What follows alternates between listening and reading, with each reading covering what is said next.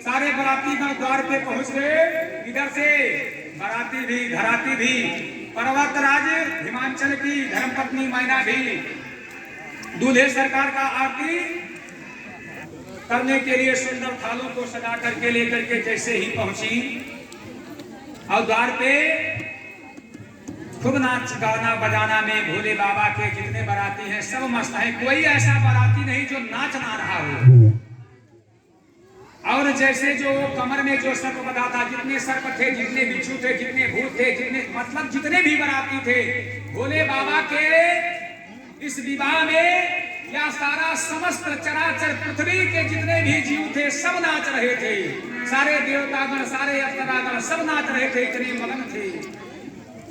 देवता गण तो इसलिए नाच रहे थे कि अब जल्दी से जल्दी हम लोगों का दुख दूर होने। लेकिन जो भोले बाबा के कमर से बंधा हुआ बेल्ट के रूप में सर्प था, जैसे ही डीजे बजता सब लोगों को नाचता देखता, अपने साथी संगातियों को बाबा से ही कहता, बाबा एक बार यदि आदेश आपका मिल जाता तो मैं भी नाच लेता, क्योंकि मेरा मन नहीं मान रहा है। अरे भोले बाबा ने कहा, भैया तुम्हारे ऊपर तो हमारी सारी इज्जत टिकी है, अगर नाचना है तो डीजे में कल मंगवा दूंगा, फिर कैलाश के वहां नाच लेना, जितना तुम्हारी इच्छा होगी उतना नाच लेना। अरे इज्जत तो तुम्ही से ही बधी है, और कहीं तुम धोखा दे दिए तो फिर ससुराल में क्या महंगा करो। लेकिन बेचारा वो बधा रहा। लेकिन जैसे उस सर्प के मन का गाना लगा कि आज मेरे भोलेनाथ की शादी है, आज भोलेनाथ की शादी है, आज भोलेनाथ की शादी है, कि लगता है सारे से सारे संसार की शादी है, आज भोलेनाथ की शादी है, आज भोलेनाथ की शादी है।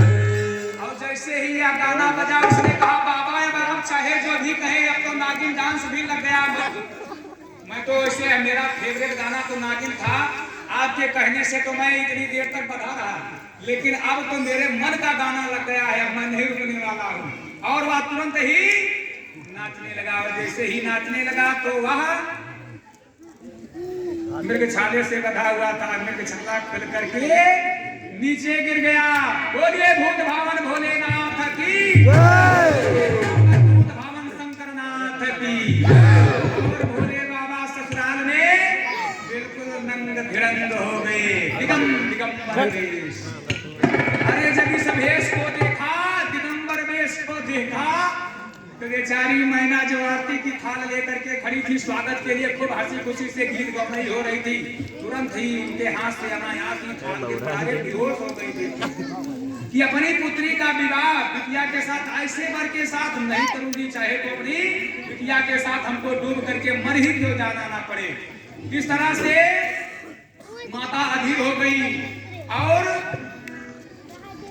नारद को गाली देने लगी। अगुआ सहाय बांस पे मार दिया है, माँ अगुआ बेचारे अगर काम बन जाता है तो फिर अगुआ का क्यों ना पूछत।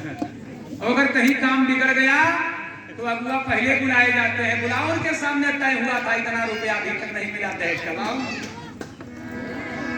अब इस विवाह के प्रस्तावक अगुआ कौन थे? नारद। अब नारद जी को मैना गाली देना शुरू कर दिया, तुम्ही के कारण मेरा बसते बसते मेरी बिटिया का घर आज उजड़ रहा है। माता को इस तरह से अपनी ही माता को अधीर देखा जब पार्वती ने, तो अपनी मैया से निवेदन करती है कि हे मैया, जिसके कर्म में जो लिखा है और जिसके साथ जिसका विवाह होना लिखा है, चाहे वो अच्छा हो चाहे बुरा हो, उसका विवाह वहीं पे होता है।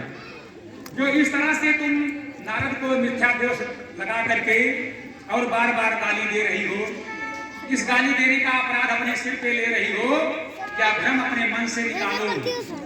अरे कर्म में लिखा जो बावर बाहो, कर्म में लिखा जो बावर